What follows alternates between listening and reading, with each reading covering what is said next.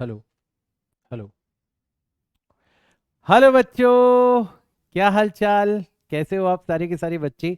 बहुत बहुत स्वागत है बेटा आप सभी बच्चों का आपके अपने प्यारे से यूट्यूब चैनल के ऊपर जिसका नाम है फिजिक्स मैन। और आज हम लोग पहुंच चुके हैं हमारे चैप्टर नंबर 4 काइनेमेटिक्स पार्ट 2 के लेक्चर नंबर 3 पर। तो जो भी बच्चा नीट और जेई की तैयारी कर रहा है, जिस भी बच्चे को फिजिक्स की कन्वेंशनल अप्रोच पसंद नहीं आ रही, जिस भी बच्चे को एक बहुत बड़ी प्रॉब्लम जो कि बहुत सारे बच्चे फेस करते हैं, यही प्रॉब्लम फेस करनी पड़ रही है, कौन सी? कि सर हमें फिजिक्स समझ में तो आ जाती है, हम जिस भी प्लेटफॉर्म के ऊपर पढ़ रहे हैं, हम जहाँ पर भी पढ़ रहे हैं ऑफलाइन या ऑनलाइन, वहाँ पर बहुत अच्छे टीचर हैं, बहुत अच्छा समझाते हैं फिजिक्स। लेकिन मेन प्रॉब्लम तब होती है जब हम खुद से क्वेश्चंस करते हैं। जब हम खुद से क्वेश्चंस करते हैं तब हमें कहीं ना कहीं क्वेश्चंस को करने में ऐसा लगता है सब कुछ ब्लैंक हो गया, पूरी की पूरी फिजिक्स जो समझ में आई थी वो गायब हो गई। तो सर फिजिक्स समझ में तो आ जाती है बट न्यूमेरिकल सॉल्व नहीं हो पाते, क्वेश्चंस नहीं हो पाते। अगर ये आपकी प्रॉब्लम है तो you will definitely like the different approach जो कि मैं यहाँ पर इन लेक्चर्स के अंदर यूज करता हूँ, जिसमें आप लोगों को डायरेक्ट किसी भी कॉन्सेप्ट के बारे में ये पता चलने लग जाता है कि भाई इस कॉन्सेप्ट का यूज कहाँ पर करना है और किस किस तरीके की प्रॉब्लम्स के अंदर किस किस तरीके से पर्टिकुलर कॉन्सेप्ट का यूज करना है। तो ये एक अलग अप्रोच है फिजिक्स को पढ़ने की, और इसके बहुत सारे एडवांटेज है जो कि आप मेरे लेक्चर्स देखोगे शुरुआत से लेके आखिरी तक, in case you are viewing for the first time. तो हो सकता है आपको क्लिक कर जाए वो अप्रोच, और हो सकता है आपकी जो लाइफ लॉन्ग प्रॉब्लम चलती आ रही थी अभी तक वो सॉल्व हो जाए। ठीक है, तो एक बार के लिए कॉपी लेके बैठ जाओ, पेन लेके बैठ जाओ, शुरुआत से लेके आखिरी तक इस लेक्चर को देखो। रिकॉर्डेड फॉर्म में अवेलेबल है आपको लेक्चर, तो आप अपनी सहूलियत से देख सकते हो। आपको स्पीड बढ़ा के देखना है, स्पीड बढ़ा के देख लो। आपको बीच में पॉज करना है, खुद से सोचना है, खुद से न्यूमेरिकल सॉल्व करना है, सब कुछ आप कर सकते हो। इसीलिए मैं लाइव की बजाय रिकॉर्डेड लेक्चर्स प्रीफर करता हूँ, क्योंकि मुझे ऐसा लगता है कि बच्चे जो पढ़ना चाहते हैं, जो सीखना चाहते हैं, वो रिकॉर्डेड लेक्चर से ज़्यादा इफेक्टिवली सीख सकते हैं, राइट? तो आज का जो हमारा लेक्चर है, इस लेक्चर में हम लोग कौन कौन से टॉपिक्स कवर करने वाले हैं? तो हमने लास्ट लेक्चर के अंदर प्रोजेक्टाइल मोशन के बारे में बात करी थी और उसके कुछ बेसिक कॉन्सेप्ट हमने समझे थे। मैंने आपको एक डिफरेंट तरीका बताया था जिसमें जो आपकी वेलोसिटी है इनिशियल, उसको वो हमारी मनचाही डायरेक्शन में नहीं थी। तो हमने दो कंपोनेंट्स में उसको डिवाइड कर लिया था। हमने हॉरिजॉन्टल कंपोनेंट और वर्टिकल कंपोनेंट में डिवाइड किया था। हमने हॉरिजॉन्टल डायरेक्शन की जो मोशन है उसको सेपरेटली स्टडी किया था, और हमने वर्टिकल डायरेक्शन की जो मोशन है उसको हमने सेपरेटली स्टडी किया था, राइट? यहां तक की बातें क्लियर? अब देखो, सुनो मेरी बात। ये काम हम इसलिए कर पाए थे क्योंकि हमने जो दो कंपोनेंट्स लिए थे वो म्यूचुअली परपेंडिकुलर थे। तो एक कंपोनेंट का दूसरे के ऊपर प्रोजेक्शन जीरो होता है, इस वजह से हम लोग दोनों कंपोनेंट्स को अलग अलग स्टडी कर सकते हैं और दोनों को टाइम के थ्रू कंबाइन कर सकते हैं। तो ये अप्रोच आपने देखी थी पिछले लेक्चर के अंदर। अब मैं आपको एक और अप्रोच बताने वाला हूं जिसमें मैंने आपको बताया था कि projectile motion is nothing but motion under gravity in a plane under constant acceleration. तो हम लोग हमारी इक्वेशन ऑफ मोशन का यूज भी कर सकते हैं। ये आज हम सीखेंगे और बहुत अच्छे अच्छे लेवल की प्रॉब्लम्स हम लोग आज डिस्कस करेंगे। तो पोजीशन ऑफ पार्टिकल हो गया at any given time, velocity of projectile हो गया at any given time, trajectory equation हो गया, और ढेर सारे वर्कड आउट एग्जांपल्स हो गए इन्हीं के इर्द गिर्द। ये हमारा आज के लेक्चर का मेन एजेंडा रहेगा, ठीक है? एक और चीज, बहुत सारे बच्चे पूछते हैं कि सर सारे के सारे लेक्चर्स कहाँ पर अवेलेबल होंगे और इन लेक्चर्स की पीडीएफ कहाँ पर अवेलेबल होगी, हम प्रैक्टिस कहाँ से करें? तो यूट्यूब के ऊपर मैं आपको लेक्चर्स प्रोवाइड करवा रहा हूँ, कोशिश कर रहा हूँ सीक्वेंस के अंदर आपको लेक्चर्स मिले। बट बहुत सारे लेक्चर्स ऐसे होते हैं जो कि आपको सिर्फ और सिर्फ डीपीपीज को सॉल्व करने के बाद में ही समझ में आ सकते हैं। बहुत सारे लेक्चर्स ऐसे होते हैं जिनको मैं स्पेशल लेक्चर बोलता हूँ, राइट?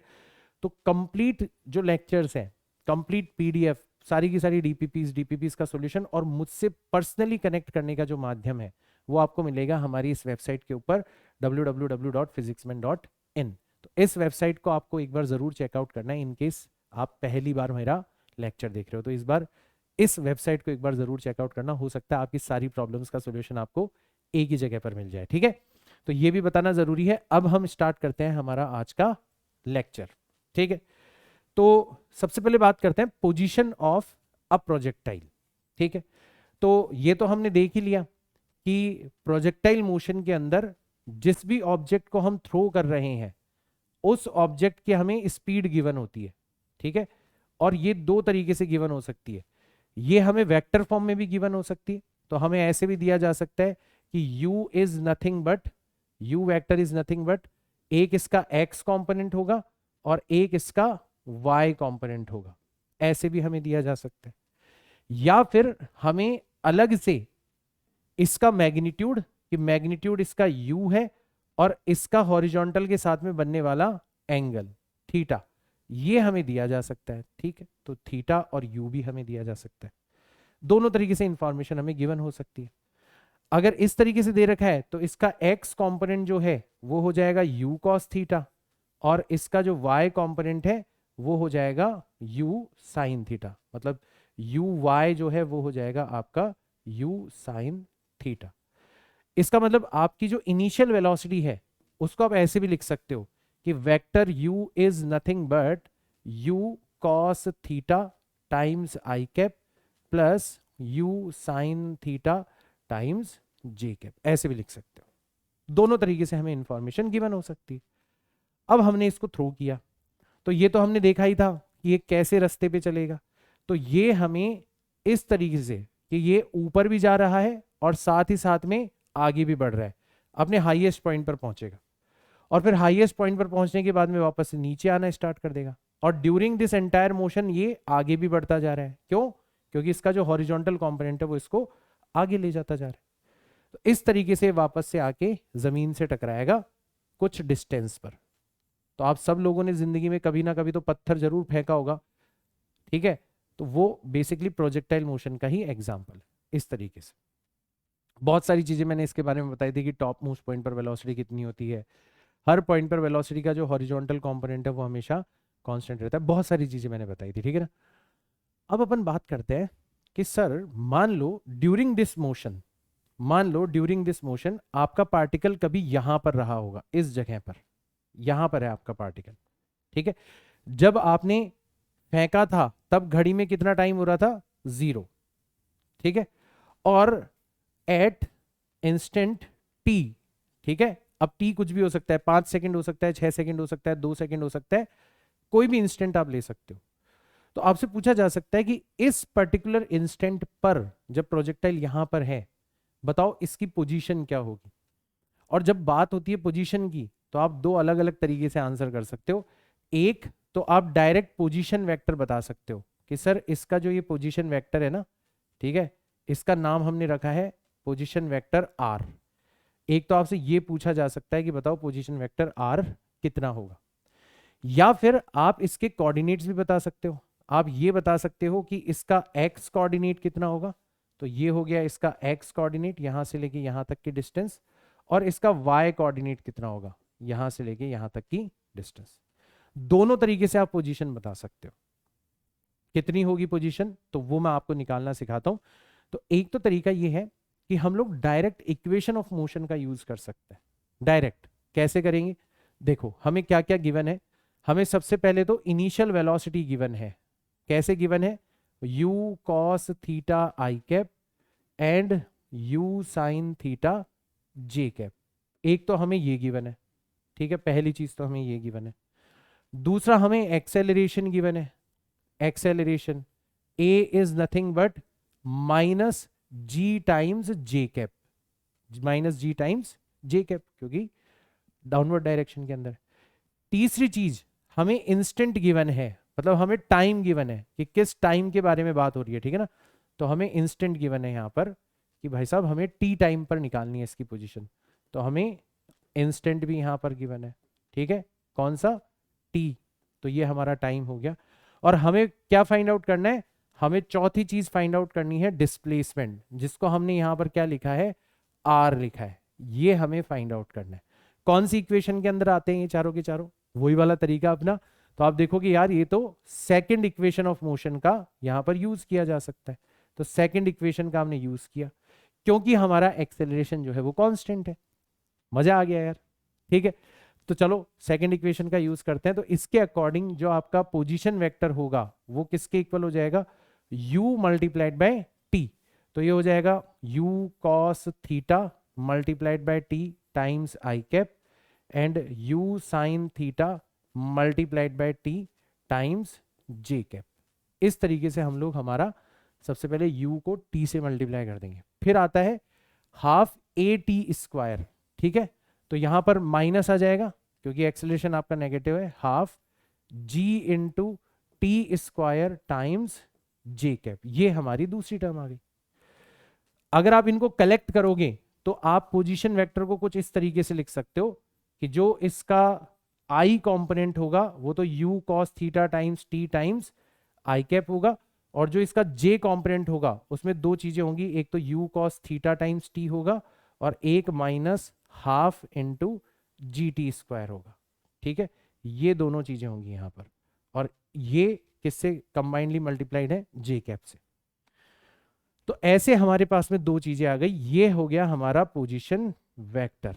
अगर कोई हमसे पोजीशन वेक्टर पूछे तो हम लोग डायरेक्ट इक्वेशन ऑफ मोशन का यूज कर सकते हैं। बहुत सारे बच्चों को तो यही नहीं पता होता कि यहां पर भी इक्वेशन ऑफ मोशन का यूज किया जा सकता है डायरेक्टली, ठीक है ना। तो एक तो चीज हमारे पास में आ गई ये। अब आपको पता होगा कि जब अपन किसी भी पॉइंट का पोजीशन वेक्टर निकालते हैं तो जो आई का कॉफिशिएंट होता है वही एक्स कोऑर्डिनेट को रिप्रेजेंट करता है, और जो जे का कॉफिशिएंट होता है वही वाई कोऑर्डिनेट को रिप्रेजेंट करता है। तो हमें डायरेक्ट पता पड़ गया यहां से कि ये वाला जो कॉफिशिएंट है ये किसको रिप्रेजेंट कर रहा है, ये एक्स कोऑर्डिनेट को रिप्रेजेंट कर रहा है, और ये वाला जो कंपोनेंट है ये किसको रिप्रेजेंट कर रहा है, ये वाई को रिप्रेजेंट कर रहा है। तो इस तरीके से भी हम पोजीशन दे सकते हैं। हम बता सकते हैं कि पार्टिकल का जो एक्स कोऑर्डिनेट है वो कितना होगा, u cos theta multiplied bye t होगा, और पार्टिकल का y कोऑर्डिनेट जो है वो कितना हो जाएगा, u sign theta multiplied bye t minus half into G T square. ये आपका y कोऑर्डिनेट हो। इस तरीके से हम लोग अलग अलग x कोऑर्डिनेट और y कोऑर्डिनेट भी निकाल सकते हैं, डिपेंडिंग ऑन कि हमसे कैसा सवाल पूछा जा रहा है। आप उल्टा भी कर सकते थे। ये मैंने आपको क्यों बताया, सिर्फ इसलिए क्योंकि बहुत सारे बच्चों को पता नहीं होता कि इक्वेशन ऑफ मोशन भी लगाई जा सकती है। बट आप उल्टा काम भी कर सकते हो। आप पहले ये दोनों निकाल सकते हो जो कि बहुत आसान है। अगर आप सिर्फ एक्स डायरेक्शन की मोशन को स्टडी करोगे तो एक्स डायरेक्शन में मैंने बताया था आपको कोई एक्सेलरेशन नहीं होता, वेलोसिटी कांस्टेंट होती है। तो आपने जो एक्स कंपोनेंट है वेलोसिटी का उसी को टाइम से मल्टीप्लाई कर दिया, तो ये तो हो गया आपका एक्स कंपोनेंट। और वाई डायरेक्शन में आपने सेकेंड इक्वेशन ऑफ मोशन लगा दी, तो initial velocity U sine theta multiplied by time और half acceleration multiplied by time का स्क्वायर। तो आप ये दोनों निकाल सकते हो और इन दोनों को आई कैप और जे कैप के साथ में मल्टीप्लाई करके पोजीशन वेक्टर निकाल सकते हो। ये भी अप्रोच आप यूज कर सकते हो। मैंने जानबूझ के उल्टी अप्रोच यूज करी है क्योंकि मुझे आपको ये पॉइंट बताना था, क्योंकि ये कोई नहीं बताता आपको कि इक्वेशन ऑफ मोशन का यूज किया जा सकता है, क्योंकि यहां पर भी एक्सेलरेशन कांस्टेंट है। तो ये हो गया हमारा पोजीशन वेक्टर, ठीक है। कोई दिक्कत नहीं है हमारे पोजीशन वेक्टर को निकालने के अंदर। तो अब सर प्रॉब्लम कैसी पूछी जाएगी, तो एक सैंपल प्रॉब्लम ऐसी हो सकती है कि आपको टाइम दिया जा सकता है, आपको थीटा दिया जा सकता है और आपको यू दिया जा सकता है। तीन चीजें आपको दी जाएगी। आपने कितनी स्पीड से फेंका है, आपने कितने एंगल पर फेंका है, और आपने किस टाइम पर पोजीशन निकालना है। ये तीन चीजें देके आपसे सवाल पूछा जा सकता है कि बताओ पोजीशन वेक्टर कितना होगा, तो फॉर्मूला आपके पास में है। आपसे पूछा जा सकता है कि बताओ एक्स कंपोनेंट या एक्स कोऑर्डिनेट कितना होगा जिस भी पॉइंट पर आपका पार्टिकल होगा, और वाई कोऑर्डिनेट कितना होगा। ये तीन चीजें देके आपसे पूछा जा सकता है, ठीक है। तो कोई भी सैंपल प्रॉब्लम आप अपने हिसाब से बना के कर लेना। यू आपको दे रखा होगा, थीटा आपको दे रखा होगा, और टी आपको दे रखा होगा, and for that instant T आप लोगों से एक्स कोऑर्डिनेट और वाई कोऑर्डिनेट पूछा जा सकता है या फिर डायरेक्ट पोजीशन वेक्टर पूछा जा सकता है, ठीक है। तो अभी तो आपने नोटिस किया कि यहां पर जो सवाल बनेगा उसमें हमें तीन चीजों की आवश्यकता है, ठीक है। अगर हमें एक्स कोऑर्डिनेट निकालना है तो भी हमें यू की, थीटा की और टी की जरूरत है। अगर हमें वाई कोऑर्डिनेट निकालना है तो भी हमें यू की, थीटा की और टी की जरूरत है। एक ऐसा सवाल भी दिया जा सकता है जिसमें आपको टी मतलब टाइम ना दिया जाए, आपको आइदर यू और थीटा के साथ में एक्स कोऑर्डिनेट दे दिया जाएगा और u और थीटा के साथ में y कोऑर्डिनेट दे दिया जाएगा। तो थोड़ी सी जो सिचुएशन है वो इंटरेस्टिंग हो जाएगी कि अब आपको टाइम नहीं मिलेगा, अब आपको u और थीटा के साथ में x कोऑर्डिनेट दे के y कोऑर्डिनेट पूछा जाएगा, या फिर y कोऑर्डिनेट दे के x कोऑर्डिनेट पूछा जाएगा। समझो हथियार कहां पर लगेगा ये समझो। तो अब क्या करोगे? अब आप बोलोगे सर बिना टाइम के तो हमारा ये वाला हथियार फेल हो जाएगा, क्योंकि इस हथियार में तो हमें टाइम की आवश्यकता है। तो कुछ बच्चे दिमाग लगाएंगे कि सर मान लो हमें u दे रखा है, हमें थीटा दे रखा है और हमें x कोऑर्डिनेट दे रखा है, तो हम पहले क्या करेंगे? टाइम निकाल लेंगे। बिल्कुल सही है, बिल्कुल निकाल सकते हो टाइम। और जो भी टाइम की वैल्यू आएगी उसको हम इस इक्वेशन के अंदर पुट करके y कोऑर्डिनेट निकाल सकते हैं। बिल्कुल राइट अप्रोच है, बिल्कुल राइट अप्रोच है। और ऐसे ही अगर आपको u थीटा और y दे रखा है तो पहले यहां से आप टाइम की वैल्यू निकालोगे और फिर उसको आप यहां पर रख के x की वैल्यू निकाल सकते हो। बिल्कुल सही अप्रोच है। तो क्यों ना इस अप्रोच से एक डायरेक्ट फॉर्मूला बना लिया जाए जिसमें टाइम की हमें जरूरत ही ना पड़े। और ऐसे ही फॉर्मूले को बोला जाता है बेटा ट्रेजेक्टरी इक्वेशन। बहुत काम आने वाली है आपके। तो अब जो हमारा नेक्स्ट कॉन्सेप्ट है वो है हमारी ट्रेजेक्टरी इक्वेशन। मकसद तो आपको समझ में आ ही गया होगा कि हमें टाइम को हटाना है। हमें किसको हटाना है? टाइम को हटाना है। तो हमें डायरेक्ट किस किस के बीच में रिलेशन मिल जाएगा? हमें डायरेक्ट रिलेशन मिल जाएगा relation between x coordinate and y coordinate. ठीक है, relation between x coordinate and y coordinate. इसको ही अपन क्या कहते हैं? इसको ही अपन ट्रेजेक्टरी इक्वेशन कहते हैं। इसको ही अपन क्या कहते हैं? ट्रेजेक्टरी इक्वेशन कहते हैं। आया सबको समझ में? कैसे निकालेंगे? तो जो अप्रोच हमने डेवलप करी है, जो वही अप्रोच यहां पर हमें लगानी है कि जो एक्स कॉस थीटा है, ठीक है, और सॉरी एक्स जो है वो किसके इक्वल था? एक्स था हमारा u cos theta multiplied by T. X किसके इक्वल था? u cos theta multiplied by t. तो यहां से हमने t निकाल लिया, कितना हो गया? x upon u cos theta हो गया। ठीक है, ये हमने निकाल लिया। और अब ये जो टाइम आया है इसको हमने किसके अंदर रख दिया? y is equal to u sine theta multiplied by t. तो टाइम की जगह मैंने रख दिया x upon u cos theta. ठीक है, ये रख दिया। और माइनस का half into g into t square. तो टी की जगह मैंने रख दिया x, तो x का हो गया स्क्वायर, और नीचे यू कॉस थीटा, तो you square cos square theta. तो अब हमारा टाइम एलिमिनेट हो चुका है। तुम थोड़ा सा इसको रीअरेंज कर सकते हो। y से y चला गया, तो सॉरी u से u चला गया, साइन अपॉन कॉस बन गया 10, तो ये हो जाएगा x टेन थीटा। ठीक है, माइनस का g X square divided by twice of U square cos square theta. तो ये हमारी बन जाती है ट्रेजेक्टरी इक्वेशन, जो कि बिना टाइम की मदद के सीधा x और y को क्या कर देती है? कनेक्ट कर देती है। सीधा x और y को कनेक्ट कर देती है। ये आपके बहुत काम आने वाली है, ये आपके बहुत काम आने वाली है। एक इसका सिंपलर फॉर्म भी है, ठीक है, एक इसका अदर फॉर्मेट भी है, ठीक है, एक इसका अदर पॉपुलर फॉर्मेट भी है। उसके ऊपर तो क्वेश्चन और भी ज्यादा आते हैं और वो आप खुद से डिराइव कर सकते हो। वो आप खुद से डिराइव कर सकते हो। कैसे? कि ये जो x टेन थीटा है ना, इसको कॉमन ले लो, मतलब इसको अलग कर लो। तो यहां पर y को कैसे लिखा जा सकता है? x टेन थीटा, इसको हमने बाहर निकाल लिया। तो फर्स्ट टर्म की जगह तो कितना आ गया? 1, क्योंकि हमने पूरा का पूरा बाहर निकाल लिया। और फिर इसको जब आप x टेन थीटा से डिवाइड करोगे ना, तो अल्टीमेटली, ये आप खुद करके देखना है ना, मजा आएगा आपको। तो अल्टीमेटली आप देखोगे यहां पर क्या बचता हुआ नजर आएगा हमें? x upon horizontal range r बचता हुआ नजर आएगा। ये इसका अदर पॉपुलर फॉर्मेट है, एक बार आप खुद से डिराइव करके देखना। तो ये भी क्या कहलाती है हमारी? ये भी हमारी ट्रेजेक्टरी इक्वेशन कहलाती है। दोनों में से कोई सी भी एक याद रख लेना और दूसरी तुम डिराइव कर सकते हो। मेरा रिकमेंडेशन होगा कि आप ये सेकंड फॉर्मेट याद रख लेना, ये वाला फॉर्मेट, ये ज्यादा काम आता है, क्योंकि ये डायरेक्ट आपको रेंज के बारे में इंफॉर्मेशन दे सकता है। तो this is known as trajectory equation.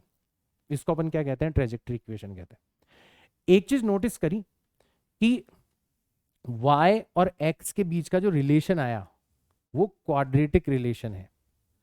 देख रहे हो y और यहां पर x टेन थीटा और जी एक्स स्क्वायर अपॉन समथिंग है, तो x की पावर 2 आ रही है हाईएस्ट, तो ये क्वाड्रेटिक पॉलिनोमियल है।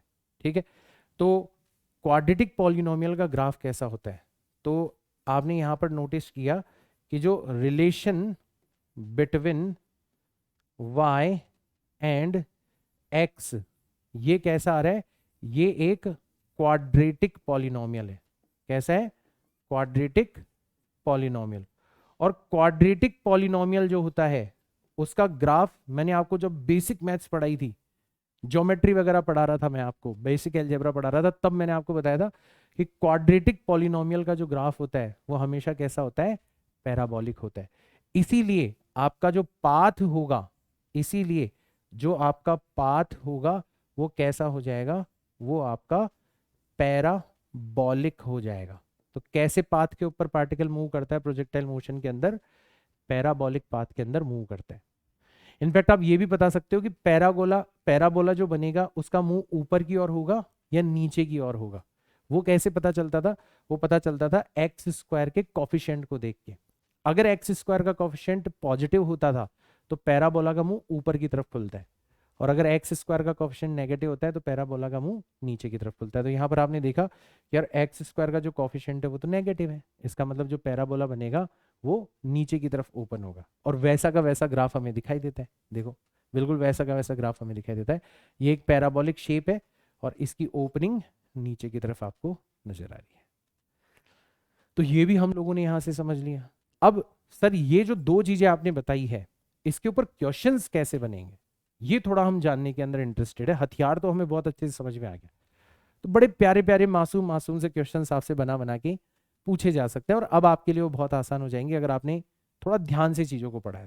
जैसे एक तो क्वेश्चन ये देखो, आपसे बोला जा सकता है कि ठीक है, ट्रेजेक्ट्री इक्वेशन आपको डायरेक्ट दे दी जा सकती है। ठीक है, आपको कहा जा सकता है कि जो ट्रेजेक्ट्री इक्वेशन है ऑफ अ प्रोजेक्टाइल,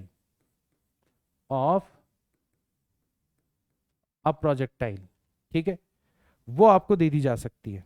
कैसे दे दी जा सकती है, तो ट्रेजेक्ट्री इक्वेशन ऑफ प्रोजेक्टाइल आपको दे रखी है y is equal to 16 times x square या 16 टाइम्स एक्स माइनस माइनस ऐसे ले लो आप इसको 4 टाइम्स एक्स स्क्वायर, ऐसे ले लो। ऐसी आपको एक इक्वेशन दे दी गई है, इस इक्वेशन के अकॉर्डिंग आपका प्रोजेक्टाइल जो है वो मूव कर रहा है। ठीक है सर, बहुत बढ़िया बहुत बढ़िया। एक सेकंड रुको, एक सेकंड रुको, किसी का कॉल आ रहा है।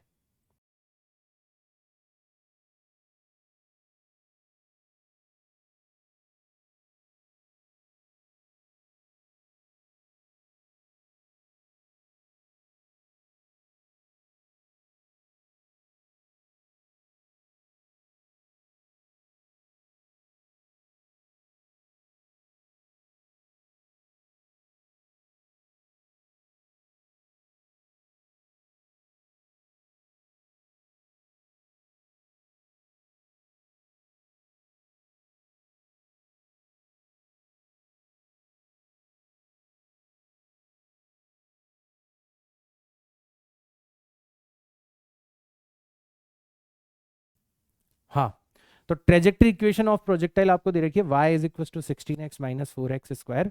तो आपने चेक कर लिया कि हाँ यार वाकई क्वाड्रेटिक इक्वेशन है तो प्रोजेक्टाइल की इक्वेशन। ठीक है ना, बहुत बढ़िया बात है। चलो ठीक है, आपको बताना है कि बताओ इसकी रेंज कितनी होगी, find range of projectile, range of projectile, ये आपको बताना है। कितना आसान है। साथ ही साथ में एंगल ऑफ प्रोजेक्शन भी पूछा जा सकता है आपसे, एंगल ऑफ प्रोजेक्शन ये भी आपसे पूछा जा सकता है। दोनों चीजें आप बड़ी आसानी से निकाल सकते हो। कैसे, आप कंपेयर करोगे इसको स्टैंडर्ड ट्रेजेक्ट्री इक्वेशन से।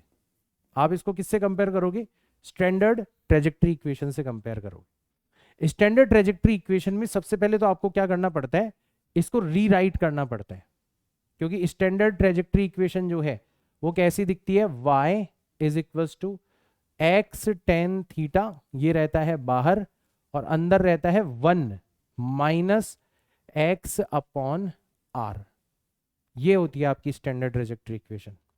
तो आपको यहां पर भी ऐसा ही कुछ करना है। तो अपन क्या करेंगे, ये जो 16x है ना, इसको कॉमन ले लेंगे, तो ये बन जाएगी y is equal to 16 times x आ गया बाहर, तो फर्स्ट टर्म बन गई 1, जैसा ऊपर था वैसा का वैसा हो गया। हाँ, यहां पर क्या हुआ, जैसे ही इसको 16x से डिवाइड करेंगे तो ऊपर तो बच जाएगा सीधा सीधा x और नीचे बच जाएगा सीधा सीधा 4। आया सबको समझ में? इस तरीके से हम क्या कर सकते हैं, स्टैंडर्ड ट्रेजेक्ट्री इक्वेशन में इसको कन्वर्ट कर सकते हैं। अब सीधा सीधा हमें कंपेयर करना है। क्या कंपेयर करना है कि यहां पर जिस प्लेस पर हमें रेंज नजर आ रही है, यहां पर उसी प्लेस पे हमें क्या नजर आ रहा है, 4 नजर आ रहा है।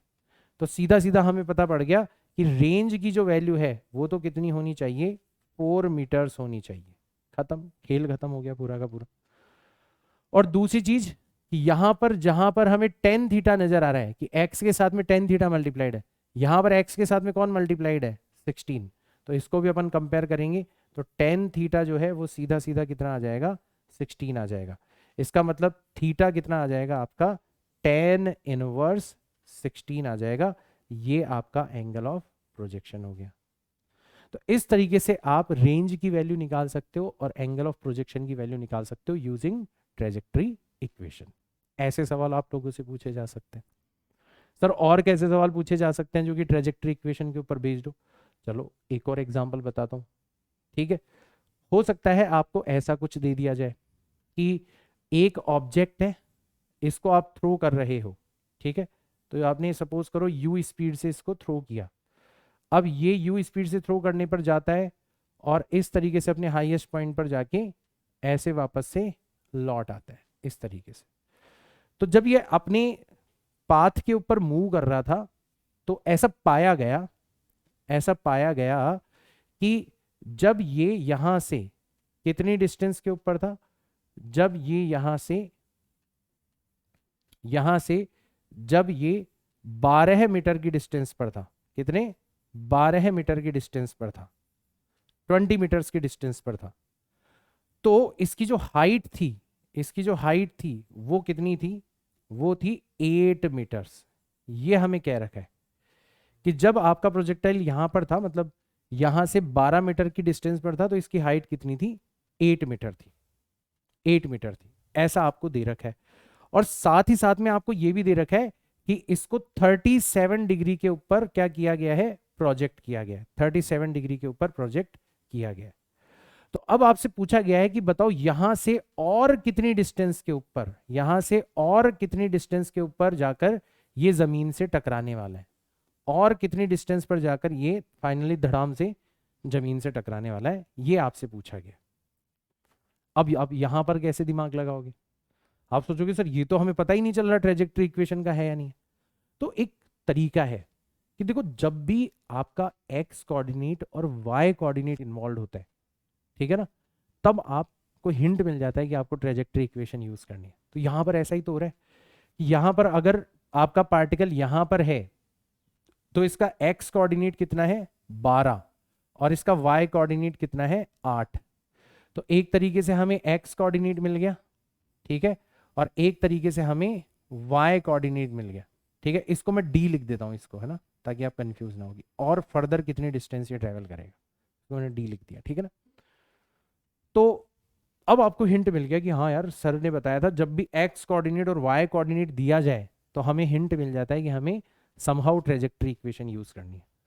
अच्छा, और गौर से देखोगे तुम तो तुम्हें यहां पर रेंज भी दे दी गई है एक तरीके से, कि अगर आप इस डायग्राम को देखोगे तो आपकी जो रेंज है वो आपको कितनी नजर आ रही है, तो रेंज आर नजर आ रही है आपको 12 प्लस डी, ये आपको रेंज नजर आ रही है।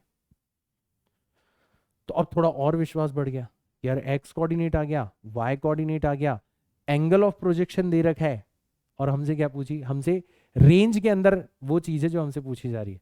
और ये सब किसके द्वारा रिलेट होते थे, किस हथियार के अंदर थे ये सारे के सारे, ये थे प्रोजेक्टाइल मोशन की ट्रेजेक्ट्री इक्वेशन के अंदर। तो हम लोग क्या करेंगे, हमारी ट्रेजेक्ट्री इक्वेशन यहां पर यूज करेंगे। तो ट्रेजेक्ट्री इक्वेशन को हमने यहां पर यूज किया क्योंकि उसी के अंदर ये सारे के सारे किरदार नजर आते हैं। क्या कहती है ट्रेजेक्ट्री इक्वेशन, कि आपका y जो है वो किसके इक्वल होना चाहिए, x tan theta times 1 minus x upon R के इक्वल होना चाहिए। ठीक, चलो सबकी वैल्यू रखते हैं।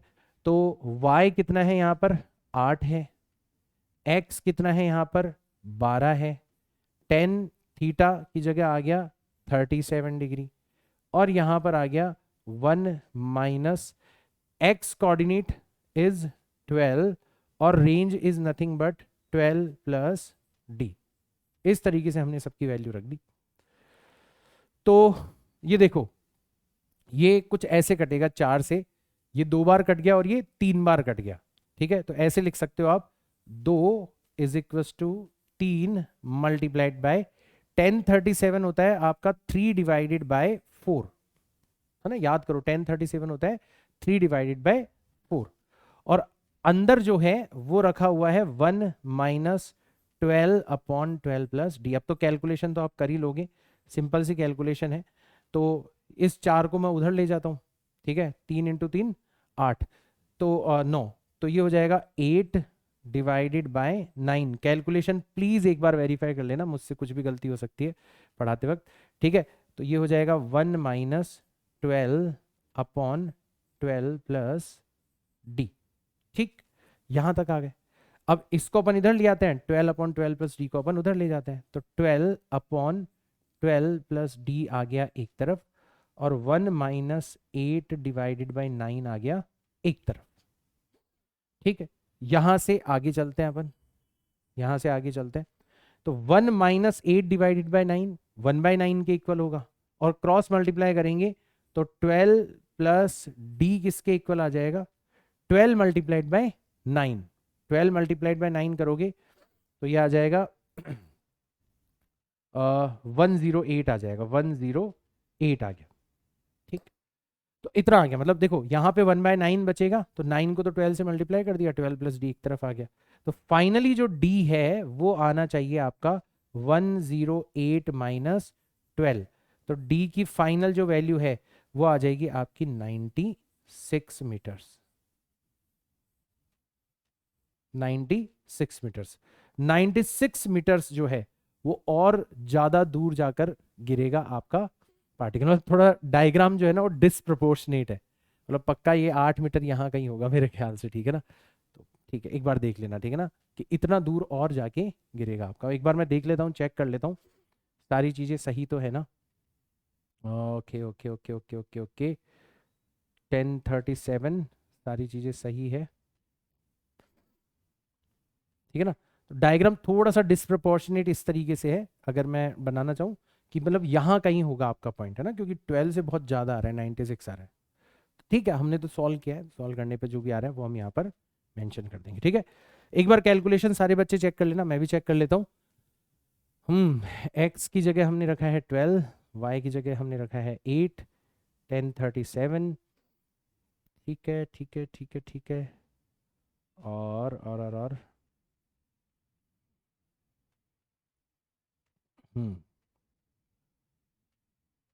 1037 हमने रखा है। हाँ, तो थोड़ा सा मुझे डायग्राम ही चेंज करना पड़ेगा, वरना आप डायग्राम को लेके कंफ्यूज हो जाओगे ना। डायग्राम में कुछ मतलब वैसे कोई चेंजेस नहीं है, वैसे कुछ चेंजेस नहीं है, बस थोड़ा सा डायग्राम जो है वो डिसप्रपोर्शनेट हो जाएगा, उसको मैं सही कर रहा हूँ। यहाँ तक आपकी 12 है, ये थोड़ी ज़्यादा वाली डिस्टेंस आप डी ले लो, और यहाँ कहीं पर आपका 8 मीटर है, यहाँ कहीं पर आपका 8 मीटर है, ये रहा आपका पार्टिकल। इसका एक्स कोऑर्डिनेट 12 है, वाई कोऑर्डिनेट 8 है, बस इतना सा चेंज कर रहा हूँ मैं, है ना, ताकि डायग्राम थोड़ा जो हमारा आंसर आया उसके अकॉर्डिंग हो जाए। ऐसा ना लगे कि यार डायग्राम में तो अलग सीन नज़र आ रहा है और यहाँ पर आंसर अलग आ रहा है ना। तो ये चीज़ है, बाकी एक बार कैलकुलेशन ज़रूर चेक कर लेना, मैं भी एक बार अपनी तरफ से फाइनली चेक कर लूँगा, कोई भी मिस्टेक हो तो मुझे ज़रूर पॉइंट आउट कर देना। बट तरीका आपको समझ में आ गया होगा कि ऐसे क्वेश्चंस के अंदर भी आपको हिंट मिल जाता है कि यार जहाँ पर एक्स और वाई कोऑर्डिनेट की बात हो रही है वहाँ पर क्या यूज़ हो सकता है, वहाँ पर ट्रेजेक्ट्री इक्वेशन का यूज़ हो सकता है। आया सबको समझ में? तो ये एक और अपना क्वेश्चन हो गया। तो ऐसे और भी ढेर सारे क्वेश्चन मिलेंगे, अब तो मैंने आपको मेन चीज़ बता दी कि कहाँ ट्रेजेक्ट्री इक्वेशन का यूज़ होगा।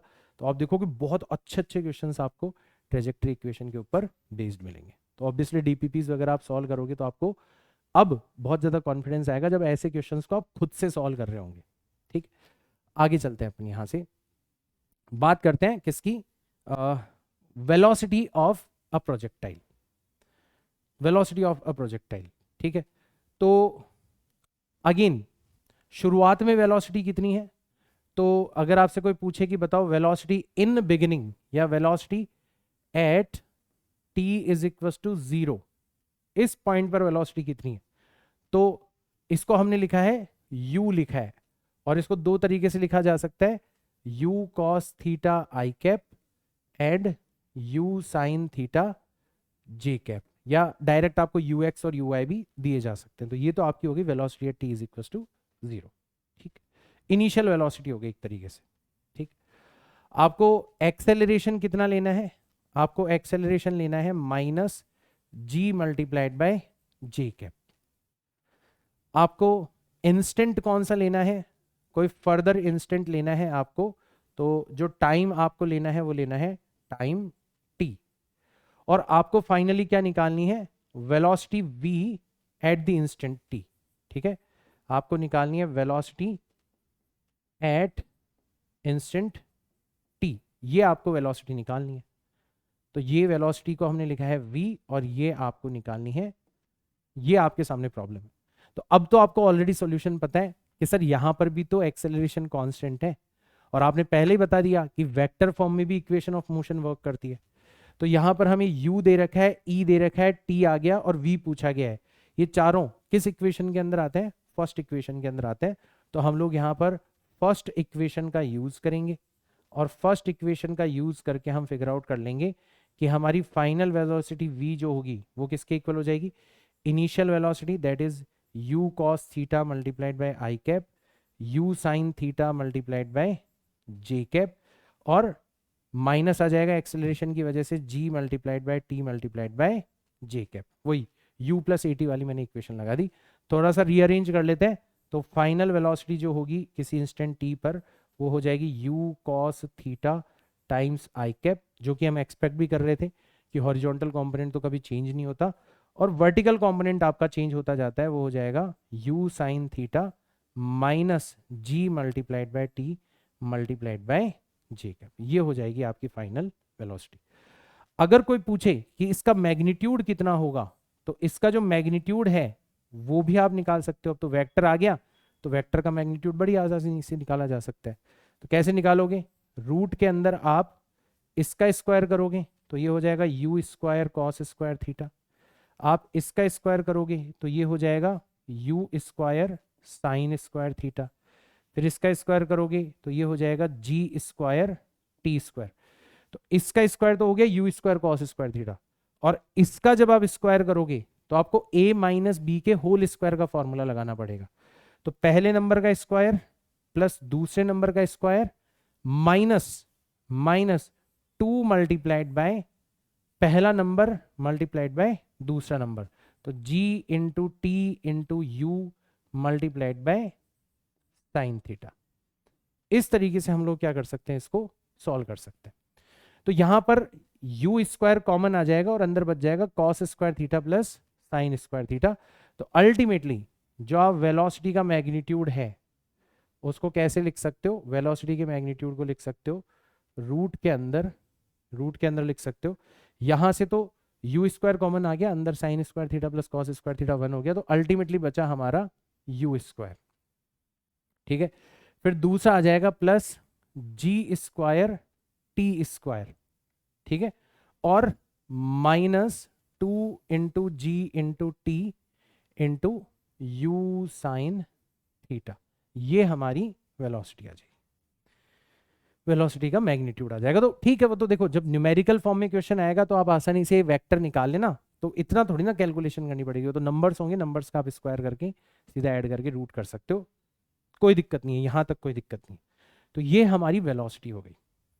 ठीक है, अगर आप थोड़ा सा इसको और गहराई तक जाके देखना चाहो तो ये वेलोसिटी का x कंपोनेंट हो गया, तो इसको अपनों ने लिखा vx, तो ये तो ux के बराबर ही है क्योंकि हमने पहले ही कह रखा है कि ux कभी भी चेंज नहीं होता, और ये हो गया वेलोसिटी का y कंपोनेंट, ये हो गया वेलोसिटी का y कंपोनेंट। ठीक है, वी वाई। मतलब ऐसे है कहीं आपकी वेलोसिटी की, मान लो ये है आपकी वेलोसिटी v, ठीक है, ये है आपकी वेलोसिटी v। तो इसका एक कंपोनेंट तो हो गया vx, ठीक है, जिसकी value simply u cos theta के इक्वल ही है, और एक कंपोनेंट हो गया इसका vy जो कि किसके इक्वल है, u sin theta minus g into T के इक्वल है। तो अगर कोई आपसे पूछे कि बताओ ये जो वेलोसिटी है इंस्टेंट टी पर, ये हॉरिजॉन्टल के साथ में कितना एंगल बना रही है, तो इस मान लो इस एंगल को हमने लिखा है बीटा, ठीक है। तो अगर आपसे कोई पूछे कि angle of v with horizontal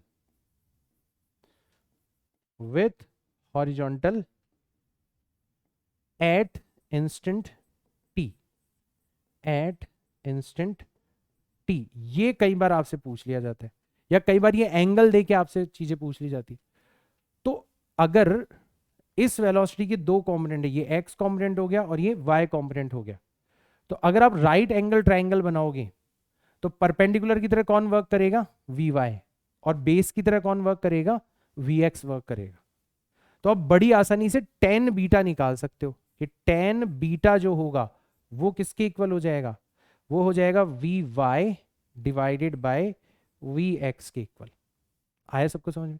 तो वी वाई की जगह तो हम क्या रख सकते हैं, you sine theta minus G T रख सकते हैं, और वी एक्स की जगह अपन क्या रख सकते हैं, यू कॉस थीटा रख सकते हैं। तो यहां से थोड़ा और सिंप्लीफाई करोगे तो टेन बीटा जो है वो किसके इक्वल आ जाएगा, u से u कट गया, sign theta upon cos theta बन गया टेन थीटा। तो ये तो हमारा इनिशियल एंगल ऑफ प्रोजेक्शन हो गया, और बचेगा माइनस का g into t divided by u cos theta. तो ये भी आप एक डायरेक्ट हथियार जो है वो यूज कर सकते हो सकता है आपके काम आ जाए। कई बार आपको बीटा दे दिया जाता है, ठीक है, आपको दे दिया जाता है कि किसी पर्टिकुलर इंस्टेंट पर, है ना, तो आपको टाइम दे दिया जाएगा, जैसे सपोज करो 5 सेकंड पर, कहा जाएगा जो वेलोसिटी है वो हॉरिजॉन्टल के साथ में 37 डिग्री का कौन एंगल बनाती है, तो बीटा आपको दे दिया 37, ठीक है। आपसे पूछा जाएगा कि अगर एंगल ऑफ प्रोजेक्शन 53 डिग्री था, मतलब थीटा भी दे दिया, तो बताओ स्पीड ऑफ प्रोजेक्शन क्या थी, मतलब यू की वैल्यू क्या थी। तो ऐसे सवालों के अंदर बच्चे अटक जाते हैं, बच्चे घूम जाते हैं कि यार हमें तो इंस्टेंट टी पर जो वेलोसिटी हॉरिजॉन्टल के साथ में एंगल बनाती है वो दे रखा है। क्यों? क्योंकि उनको ये नहीं पता होता। जिसको ये पता है उसके लिए क्वेश्चन बहुत आसान हो गया कि मुझे टी दे रखा है, मुझे एंगल ऑफ प्रोजेक्शन दे रखा है, मुझे उस इंस्टेंट पर वेलोसिटी हॉरिजॉन्टल के साथ में कितना एंगल बनाती है वो दे रखा है, सिर्फ बच रहा है यू। मैं आसानी से यू की वैल्यू यहाँ पर फाइंड आउट कर सकता हूँ। ऐसे सवाल भी आप लोगों से पूछे जा सकते हैं, ठीक है। तो ये चीज भी आपको ध्यान में रखनी है। मैं आपको वेलोसिटी के बारे में और भी कुछ चीजें बताता हूं जो कि आपके काम में आती रहती है, ठीक है ना। ये तो हमने angle of velocity with horizontal निकाला है कि हॉरिजॉन्टल के साथ में कितना एंगल बनाता है, अगर आपसे पूछ लिया जाए, ठीक है, बहुत इंपॉर्टेंट है बेटा ये, अगर आपसे पूछ लिया जाए कि बताओ angle of v with u at instant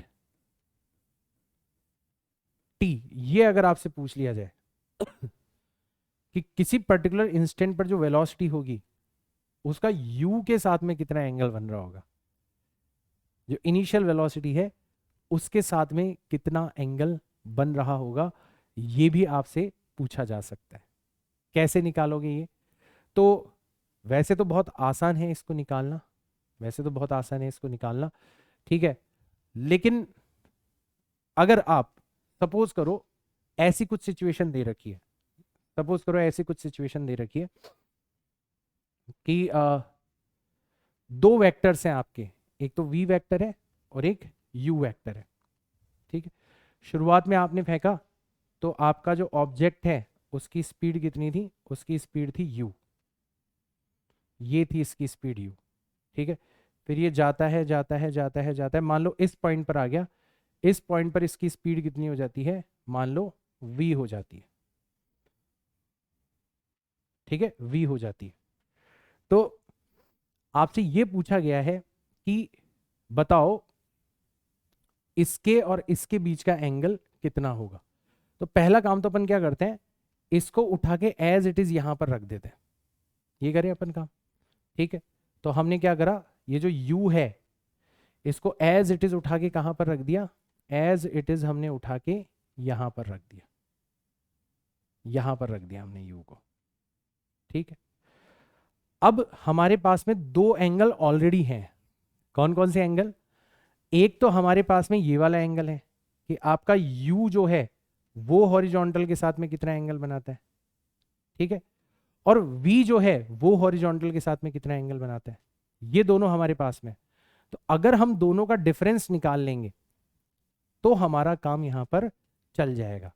तो यहां पर हमारा स्टेप क्या होगा, स्टेप नंबर 1 होगा, अगर आप जब भी कभी ऐसा क्वेश्चन करोगे, स्टेप नंबर 1 क्या होगा, हमें angle of u with horizontal, with horizontal, सबसे पहले तो ये फाइंड आउट करना है, ठीक है।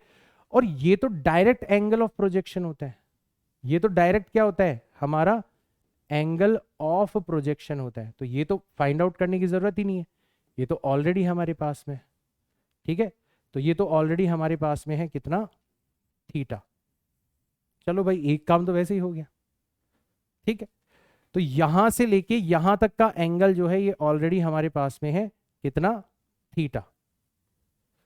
और यहां से लेके यहां तक का एंगल भी मैंने अभी अभी आपको फाइंड आउट करना सिखाया था, ये वाला एंगल भी मैंने आपको अभी अभी फाइंड आउट करना सिखाया था, बीटा, ठीक है, ये भी हम निकाल लेंगे। तो स्टेप 2 जो होगा हमारा वो क्या होगा, स्टेप नंबर 2 हो जाएगा हमारा कि हम लोग क्या करेंगे, हम लोग एंगल ऑफ v निकालेंगे, किसके साथ में, विथ हॉरिजॉन्टल। और ये निकालने के लिए ऑलरेडी हमारे पास में एक फॉर्मूला है, कौन सा वाला फॉर्मूला है, तो इसका नाम रखा है हमने बीटा। और इस बीटा को निकालने के लिए ऑलरेडी हमारे पास में एक फॉर्मूला है कि जो tan बीटा होता है वो किसके इक्वल होता है, tan theta minus g into t divided by u cos theta के इक्वल होता है, अभी अभी हमने देखा था। तो इसका यूज करके, ये रहा हमारा फॉर्मूला, इसका यूज करके हम लोग बीटा की वैल्यू भी निकाल लेंगे। और अगर हमारे पास में बीटा और थीटा ये दोनों चीजें आ जाएगी, तब हम ये वाला एंगल बड़ी आसानी से निकाल सकते हैं, तब हम ये वाला एंगल बड़ी आसानी से निकाल सकते हैं, ये सिंपली इन दोनों का डिफरेंस हो जाएगा, ठीक है। तो अब हमारा जो स्टेप नंबर 3 है उसके अंदर हम लोग क्या कर सकते हैं, हम लोग angle between v and u, ये अब हम बड़ी आसानी से फाइंड आउट कर सकते हैं, कितना हो जाएगा, तो ये हो जाएगा आपका सीधा सीधा, आपको थीटा में से किसको माइनस कर देना है, बीटा को माइनस कर देना है, ठीक है। थीटा में से आपको किसको माइनस कर देना है, एज इट इज बीटा को माइनस कर देना है, ठीक है। देखो सिचुएशन ऐसी भी हो सकती है कि आप किसी ऐसे इंस्टेंट की बात कर रहे हो जिसमें आपका प्रोजेक्टाइल नीचे की तरफ जा रहा हो, तो जब प्रोजेक्टाइल नीचे की तरफ जाएगा ना, तो उस केस में जो बीटा की वैल्यू निकल के आएगी वो अपने आप नेगेटिव निकल के आ जाएगी, जब तुम करोगे ना सॉल्व अपने आप नेगेटिव निकल के आ जाएगी। तो तुम्हें चिंता करने की जरूरत नहीं है, बीटा जैसे ही नेगेटिव आएगा तो यहां पर नेगेटिव रखोगे तो अपने आप वो प्लस हो जाएगा, एंगल अपने आप बड़ा हो जाएगा। तो आंख बंद करके तुम इस फॉर्मूले को या इस अप्रोच को अप्लाई कर सकते हो इफ दिस इज आस्क्ड। अगर ये तुमसे पूछा जाता है कि आपको इनिशियल वेलोसिटी दे दी जाएगी, आपको एंगल ऑफ प्रोजेक्शन दे दिया जाएगा और आपको टाइम दे दिया जाएगा कि फलाना फलाना टाइम के ऊपर बताओ जो वेलोसिटी होगी उसका इनिशियल वेलोसिटी के साथ में एंगल कितना बनेगा। एक अच्छा क्वेश्चन बनता है, थोड़ा कैलकुलेटिव क्वेश्चन होता है इसलिए लोग अवॉइड करते हैं नीट के एग्जाम के अंदर, बट जेई के लिए ये एक बहुत अच्छा क्वेश्चन बन सकता है, ठीक है। तो ये चीज भी आप लोगों को ध्यान में रखनी है। आ गया सबको समझ में, ऐसे क्वेश्चन भी आपसे पूछे जा सकते हैं। और कुछ नया नहीं पढ़ रहे बेटा, अपन कितनी सिंपल सिंपल चीजों को कनेक्ट कर रहे हैं, कनेक्ट ही तो कर रहे हैं अपन। ऐसा नहीं है कि कोई नया नियम पढ़ रहे हैं, नई थ्योरी पढ़ रहे हैं, ऐसा तो हो नहीं रहा। हम तो बस सिंपल सिंपल चीजों को यहाँ पर कनेक्ट करते जा रहे हैं। तो एक बार इसको एक बार अच्छे से देख लो आप सारे के सारे बच्चे, एक बार अच्छे से देख लो।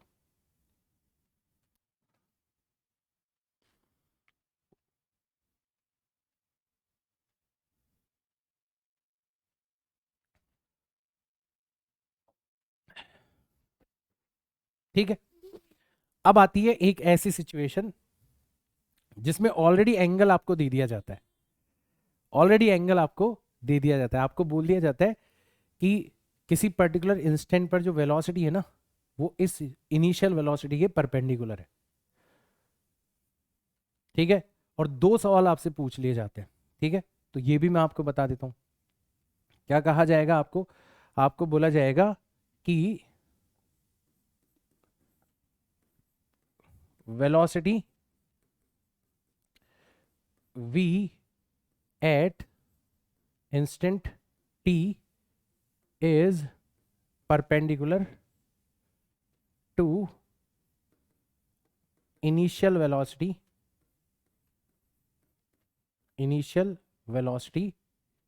u। ठीक है, ये सिचुएशन आपको दे दी जाएगी और ये मैं ऑलरेडी आप लोगों के साथ में डिस्कस कर चुका हूं। ठीक है, तो यहां पर आपको दो चीजें दे दी गई है। पहली चीज क्या दे दी गई है कि ये आपका ऑब्जेक्ट है, इसको आपने u वेलोसिटी से फेंका, तो आपने u वेलोसिटी से इसको फेंका तो ये जाता है अपने पाथ के ऊपर और फिर ऐसे वापस से नीचे आ रहा होता है। तो जब नीचे आ रहा होता है तो एक पॉइंट पर इसकी जो वेलोसिटी है v, ठीक है, ये इस u से कंपेयर करोगे तो कैसी नजर आती है आपको, u से कंपेयर करोगे तो परपेंडिकुलर नजर आती है। मतलब परपेंडिकुलर नजर आने का मतलब क्या हो गया कि अगर इस u को उठा के आप यहां पर रखोगे, तो मैंने क्या करा, ये u को उठाया और एज इट इज मैंने u को यहां पर रख दिया। तो आप u से अगर कंपेयर करोगे तो आपको ये दोनों वेलोसिटीज क्या नजर आएंगी, एक दूसरे के परपेंडिकुलर नजर आएंगी। ठीक है सर, तो दो चीजें पूछी जा सकती है, इसका मैग्नीट्यूड पूछा जा सकता है और ये इंस्टेंट पूछा जा सकता है। दो चीजें आपको डायरेक्ट पूछी जा सकती है। एक तो क्या पूछा जा सकता है आपसे, आपसे पूछा जा सकता है मैग्नीट्यूड ऑफ v, कि बताओ उस इंस्टेंट पर मैग्नीट्यूड ऑफ v जो वेलोसिटी है उसका मैग्नीट्यूड कितना होगा। ठीक है, ये आपसे पूछा जा सकता है। और एक आपसे पूछा जा सकता है वो इंस्टेंट जिस पर आपको ये चमत्कार नजर आया, होता हुआ नजर आएगा, instant t at which this happens। ये दो चीजें आप लोगों से पूछ ली जाती है और दोनों निकालना बहुत आसान है। अब तो सबसे पहले मैग्नीट्यूड ऑफ v के बारे में बात करते हैं। और ये जो टाइम निकालने वाली चीज है ये मैं ऑलरेडी आपको करवा चुका हूं, आपको याद आएगा कि मैंने ऑलरेडी इस तरीके का क्वेश्चन आपको करवा चुके हैं। पहले अपन v निकालते हैं। ठीक है, अपनों ने उसमें v वगैरह सब निकाला था, डिस्प्लेसमेंट निकाला था, वेलोसिटी निकाली थी, टाइम निकाला था, लास्ट टू लास्ट लेक्चर के अंदर किया था। तो कोई दिक्कत नहीं है, कोई नया सवाल नहीं है, बट एक नई अप्रोच मैं आपको बता रहा हूँ। क्या है नई अप्रोच, तो हमें इतना तो पता ही है कि जो हॉरिजॉन्टल कंपोनेंट होता है ना, वो हमेशा क्या रहता है, वो हमेशा u cos थीटा रहता है। ठीक है, तो इतना तो हमें पता है कि जो हॉरिजॉन्टल कंपोनेंट है, जो हॉरिजॉन्टल कंपोनेंट है, ठीक है, it is always u cos theta. ये हमेशा किसके इक्वल होता है, u cos थीटा के इक्वल होता है। लेकिन अगर हम यहां पर दिमाग लगाएं तो तुम सोचो u जो है वो हॉरिजॉन्टल के साथ में कितना एंगल बना रहा है, तो u एंगल बना रहा है थीटा। तो अगर मैं यहां पर भी एक हॉरिजॉन्टल लाइन ड्रॉ कर दूंगा तो ये जो एंगल है ये कितना हो जाएगा, थीटा हो जाएगा। अगर ये थीटा है तो ये 90 माइनस थीटा हो जाएगा, और ये 90 माइनस थीटा है तो अब की बार वर्टिकल के साथ में बनने वाला जो एंगल है वो कितना हो जाएगा, थीटा हो जाएगा। तो अगर आप इस वेक्टर को दो कंपोनेंट्स में डिवाइड करोगे तो इधर वाला कंपोनेंट तो आएगा आपका v cos थीटा और इधर वाला कंपोनेंट आएगा आपका v sin थीटा। तो आपके डायग्राम के हिसाब से, आपके डायग्राम के हिसाब से जो ये वेलोसिटी है डायग्राम के हिसाब से इसका हॉरिजॉन्टल कंपोनेंट इस पर्टिकुलर इंस्टेंट पर कितना है, v sin थीटा, और रूल के हिसाब से हमेशा कितना होता है, u cos थीटा होता है। तो डायग्राम के हिसाब से जो हॉरिजॉन्टल कंपोनेंट है वो आपको कितना नजर आ रहा है, v sin थीटा नजर आ रहा है, और रूल के हिसाब से ये हमेशा कितना होता है, initial velocity multiplied by cos theta के इक्वल होता है। बस साइन को उधर ले जाओ तो v की जो वैल्यू है वो आ जाती है u multiplied by cot theta. ये डायरेक्ट याद रखने लायक चीज है, क्योंकि हो सकता है आप एग्जाम में इस ट्रिक को यूज ना कर पाओ, तो इस कंडीशन को ही आपको डायरेक्ट ध्यान में रख लेना है। तो एक तो ये चीज आपसे पूछी जा सकती है। और रही बात टाइम की, तो टाइम भी मैंने आपको निकालना सिखाया था। मैंने आपको बताया था कि जो इनिशियल वेलोसिटी होती है u, उसको हम कैसे लिखते हैं, उसको हम लिखते हैं u cos theta multiplied bye आई कैप और u sin theta multiplied by J cap. और किसी इंस्टेंट t पर जो वेलोसिटी होती है उसको अपन कैसे लिखते हैं, उसको अपन लिखते हैं u cos theta multiplied bye I cap plus u sin theta minus g multiplied by t times j cap, ऐसे लिखते हैं। और अगर ये दोनों परपेंडिकुलर हैं तो इनका डॉट प्रोडक्ट कितना होना चाहिए, इन दोनों का डॉट प्रोडक्ट हो जाना चाहिए 0, क्योंकि ये दोनों एक दूसरे के परपेंडिकुलर है। तो as u is perpendicular to v, ये क्वेश्चन के अंदर दे रखा है। चलो करते हैं डॉट प्रोडक्ट। तो डॉट प्रोडक्ट में क्या करते हैं, कोफिशिएंट्स को मल्टीप्लाई कर देते हैं। तो u cos थीटा और u cos थीटा मल्टीप्लाई होके क्या हो जाएगा, u square cos square theta हो जाएगा। और जब इसको इससे मल्टीप्लाई करोगे तो ये दोनों मल्टीप्लाई होके हो जाएंगे u square sine square theta, और इसको जब इससे मल्टीप्लाई करोगे तो minus g into T into you multiplied by sine theta is equal to आ जाएगा 0। ठीक, यहां से यू स्क्वायर कॉमन लोगे तो सिर्फ अंदर sign square theta plus cos square theta 1 हो जाएगा, तो सिर्फ यू स्क्वायर बचेगा। तो ऐसा कुछ बचेगा u square is equal to g into T into you multiplied by sine theta. U से यू कट गया, तो फाइनली टाइम जो आएगा वो कितना आएगा, वो आएगा u अपॉन जी टाइम्स साइन थीटा। इतनी आपकी, ये होगा आपका वो वाला टाइम जिस पर आपको ऐसा चमत्कार होते हुए नजर आएगा, u upon g sine theta. ठीक है, तो ये चीज आप लोगों को ध्यान में रखनी है। आ रहा है सबको समझ में, आ रहा है सबको समझ में, बताओ सारे के सारे बच्चे।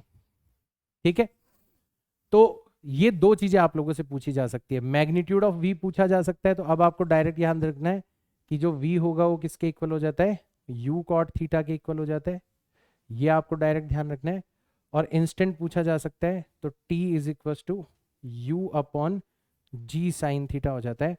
आप हो सकता है एग्जाम में खुद से ये ट्रिक ना लगा पाओ, स्पेशल क्वेश्चन है, बार बार पूछा जा चुका है, तो आप इसको एक स्पेशल कंडीशन के तौर पर, एक स्पेशल हथियार के तौर पर याद रखना, ताकि आपको बार बार ये चीज खुद से करने की जरूरत है। समझना बहुत जरूरी है, क्योंकि समझने से हो सकता है कल को कोई नया क्वेश्चन बना दे ऐसी सिचुएशन के ऊपर।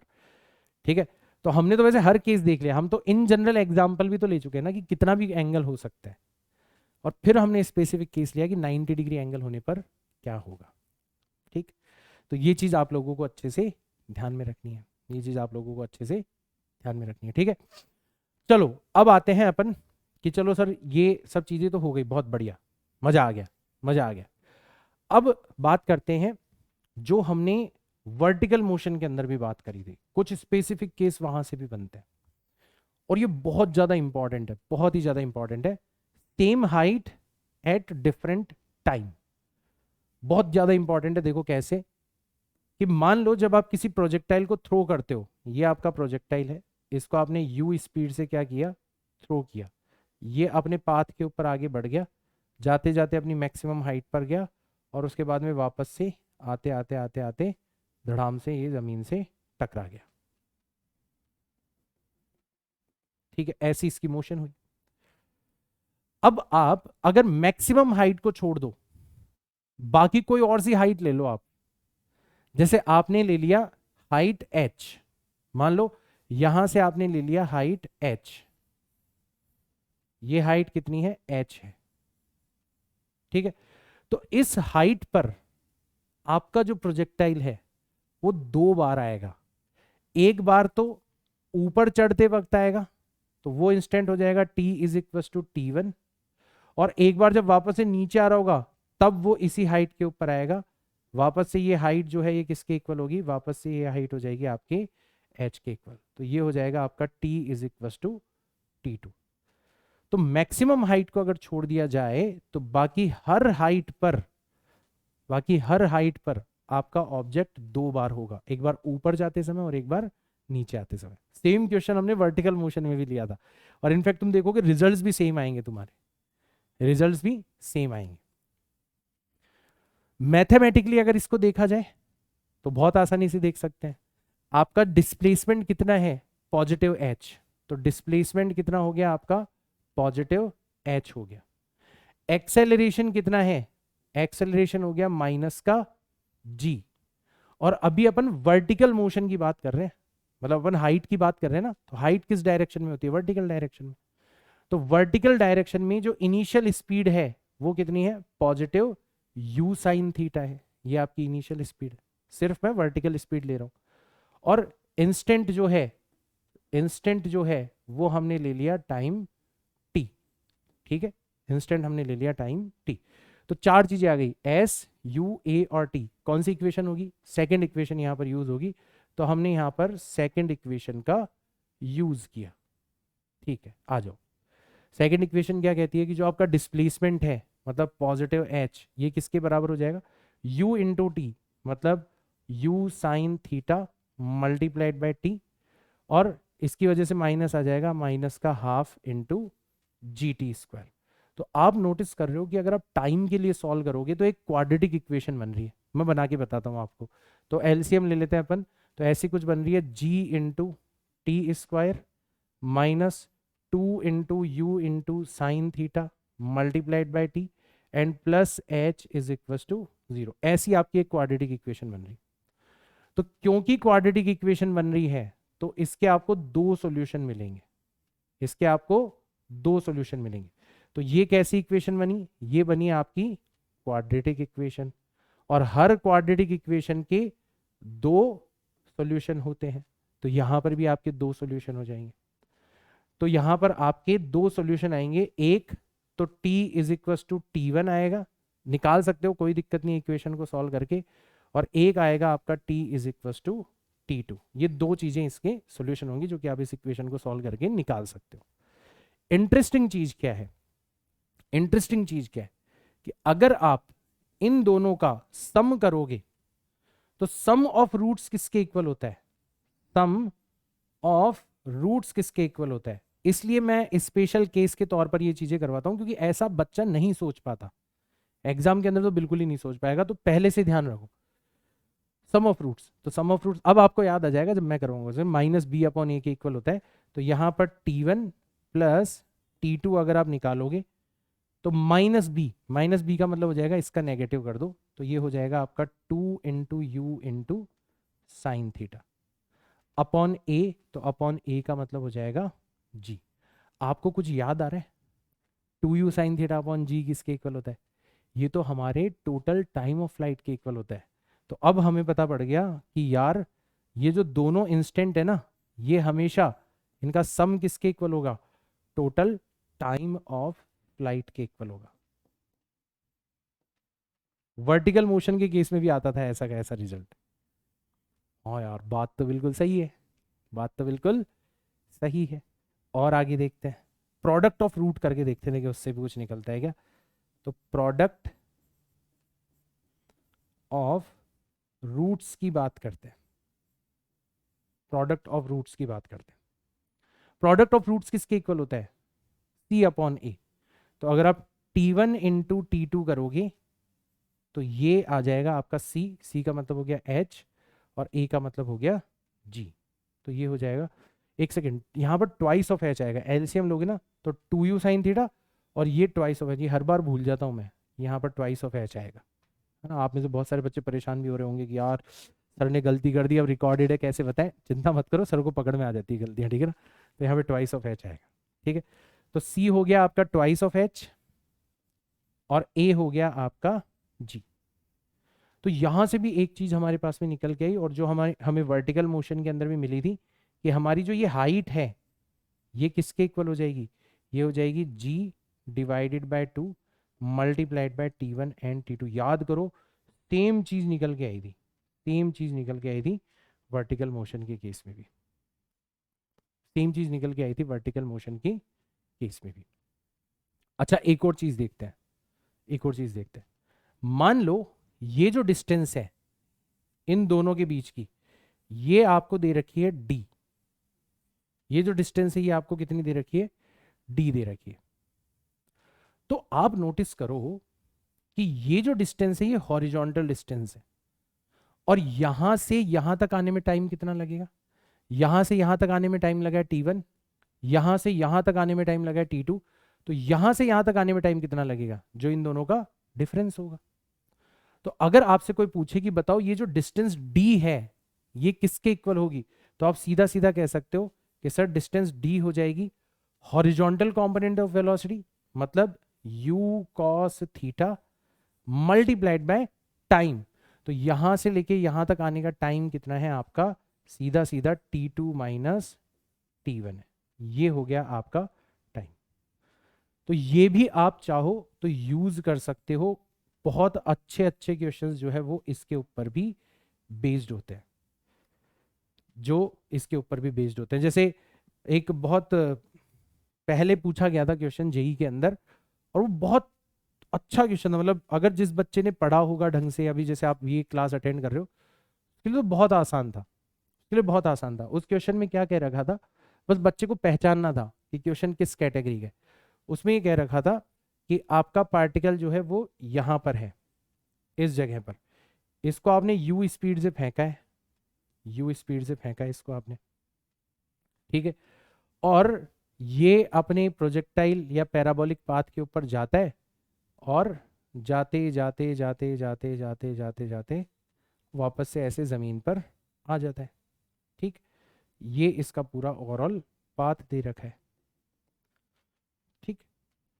अब ये आपको कहा गया है यहां पर कि ये जो हाइट है, ये जो हाइट है, ठीक है, इस हाइट पर ये 2 बार मिलेगा आपको, इस हाइट पर ये 2 बार मिलेगा आपको। कब कब मिलेगा, एक बार तो मिलेगा t is equal to 2 seconds पर, और एक बार मिलेगा t is equal to 6 second पर, और t is equal to 0 seconds पर आपने इसको फेंका है, ठीक। ये भी आपको दे रखा है कि इन दोनों के बीच की जो डिस्टेंस है, इन दोनों के बीच की जो डिस्टेंस है वो कितनी है, 120 मीटर है, ये भी आपको दे रखा है। इन दोनों के बीच की डिस्टेंस कितनी है, 120 मीटर है। अब आपसे पूछा जाता है कि बताओ आपका एंगल ऑफ प्रोजेक्शन कितना होगा, बताओ एंगल ऑफ प्रोजेक्शन कितना होगा, थीटा कितना होगा, ये आपसे पूछा जा सकता है। तो ये बच्चों के सामने जब क्वेश्चन आता है तो बच्चे उलझ जाते हैं, तो यहां पर आपसे पूछा जा सकता है कि find angle of projection, find angle, angle of projection. अब ध्यान से देखना, अब आप बोलोगे सर यार ये तो कहीं दिखाई नहीं था दूर दूर तक हमें एंगल ऑफ प्रोजेक्शन, ये कैसे निकालेंगे हम लोग। तो हमें जो पता है वो करते हैं हम, क्वेश्चन क्या है किस कैटेगरी का ये तो हमें पता पड़ गया। तो इस कंडीशन में हमने देखा था कि एक तो हमारा जो टोटल टाइम ऑफ फ्लाइट हुआ करता था, जिसको हम लिखते थे 2u साइन थीटा अपॉन जी, एक तो ये हमें डायरेक्ट मिल जाता था, ये किसके इक्वल हुआ करता था, ये T1 प्लस T2 के इक्वल हुआ करता था, यानी कि 2 + 6 करोगे तो ये 8 के इक्वल हो जाएगा। किसके इक्वल हो जाएगा, 8 के इक्वल हो जाएगा। वेरी गुड, ठीक है। तो यहाँ पे 2 से ये 4 बार कट गया, जी मतलब 10 को उधर ले जाओगे तो u साइन थीटा ये कितना आ जाएगा आपका, ये आ जाएगा 40। कितना आ गया, ये 40 आ गया। जो आता है वो कर रहे हैं हम, तो सर हमें तो इतना पता है कि टाइम ऑफ फ्लाइट दोनों टाइम्स के सम के इक्वल। और क्या आता है हमें, और हमें ये आता है कि ये जो डिस्टेंस थी 120 मीटर, डिस्टेंस d जो कि हमें यहां पर कितनी दे रखी है 120 मीटर, ये किसके इक्वल हुआ करती थी? हॉरिजॉन्टल वेलोसिटी, मतलब u cos theta multiplied by time difference, तो टाइम डिफरेंस हो जाएगा आपका t2 माइनस t1। तो यहां से आप u cos थीटा निकाल सकते हो, विच इज नथिंग बट 120 मतलब d divided by t2 minus t1 मतलब 6 माइनस 2। तो ये आ जाएगा 120 डिवाइडेड बाय 4, और ये कट जाएगा कितनी बार? 30 टाइम्स कैंसिल आउट हो जाएगा। तो u cos थीटा कितना आ गया आपका? u cos थीटा आ गया आपका 30। Very good. अब अगर ये सारी चीजें हमारे पास में आ गई, u sin थीटा आ गया, u cos थीटा आ गया, अब तो एंगल ऑफ प्रोजेक्शन निकालना बहुत आसान है। ये हो गई हमारी इक्वेशन नंबर 1 और ये हो गई हमारी इक्वेशन नंबर 2। ठीक, दोनों को डिवाइड कर लेते हैं। तो जब दोनों को डिवाइड करोगे तो साइन अपॉन कॉस क्या बचेगा? टेन थीटा, और इधर 40 अपॉन 30 कितना बचेगा? 4 डिवाइडेड बाय 3। तो थीटा आ जाएगा आपका 53 डिग्री। ये होगा आपका एंगल ऑफ प्रोजेक्शन। क्या किया हमने यहाँ पर? इक्वेशन 1 को इक्वेशन 2 से क्या कर दिया? यहाँ पर डिवाइड कर दिया। इसी सवाल में आपसे u भी पूछा जा सकता था। ठीक है, आपसे ये भी पूछा जा सकता था कि फाइंड वेलोसिटी ऑफ प्रोजेक्शन, ये भी पूछा जा सकता था, वेलोसिटी ऑफ प्रोजेक्शन। तो अब आपके पास में थीटा आ गया, तो या तो आप थीटा रख दो किसी भी एक जगह पर, है ना? तो आप अब रख सकते हो कि u साइन थीटा की जगह आप रख सकते हो 53 डिग्री इज इक्वल टू 40, और साइन 53 किसके इक्वल होता है? 4 डिवाइडेड बाय 5 के इक्वल होता है। तो u multiplied by 4 upon 5 is equal to 40। 4 से ये 10 टाइम्स गया, तो u की वैल्यू कितनी आ जाएगी? u की वैल्यू आ जाएगी 50 मीटर पर सेकंड। ऐसा क्वेश्चन भी आप लोगों से पूछा जा सकता है। तो ये सब चीजें तब काम आती है, ये जितने भी स्पेशल केसेस वगैरह मैं करवाता हूँ और जो प्रोफाइल में आपको बताता हूँ कि देखो बेटा ये जो फॉर्मूला है ना, इस पे क्या पूछा जा सकता है, उसको तुम बहुत ध्यान से सुना करो। आई होप आप सुनते होंगे तो आपको डिफरेंस भी नजर आता होगा जब आप डीपीपीज वगैरह सॉल्व करते हैं। ठीक है, तो आज के लेक्चर को तो अपन यहीं पर विराम देते हैं। एंड आई होप आज का लेक्चर आपको अच्छा भी लगा होगा बहुत। मिलता हूँ मैं नेक्स्ट लेक्चर के अंदर कुछ ऐसी ही प्रॉब्लम्स के साथ में। और नेक्स्ट लेक्चर से पहले जो आपकी मोशन इन प्लेन की पहली डीपीपी है वो अवेलेबल हो चुकी होगी वेबसाइट के ऊपर। उसमें लगभग 30 से 40 के बीच में क्वेश्चंस होंगे और उन क्वेश्चंस को आपको अच्छे से सॉल्व करना है। नेक्स्ट लेक्चर जो होगा वो कहीं ना कहीं आपको तभी समझ में आएगा जब आपने उन क्वेश्चंस को सॉल्व किया होगा। ठीक है, तो नेक्स्ट क्लास जो होगी वो हमारी एक स्पेशल क्लास होगी जिसमें मैं और थोड़े से एडवांस्ड और स्पेसिफिक केसेस के बारे में बात करूंगा। And before that you will have to solve DPPs. तो इन केस अगर अभी तक आप वेबसाइट को नहीं एक्सेस कर पाए हो, अभी तक आप वेबसाइट के ऊपर एनरोल नहीं हो, तो एक बार कर लेना। क्योंकि अगर आपको सिलेक्शन चाहिए, अगर आपको मेरा कंप्लीट मेथड फॉलो करना है तो यूट्यूब के ऊपर that is not possible, that is only possible on website. So I hope I will see you there. मिलते हैं नेक्स्ट लेक्चर के अंदर, तब तक के लिए tata bye bye, see all in next class. जय हिंद।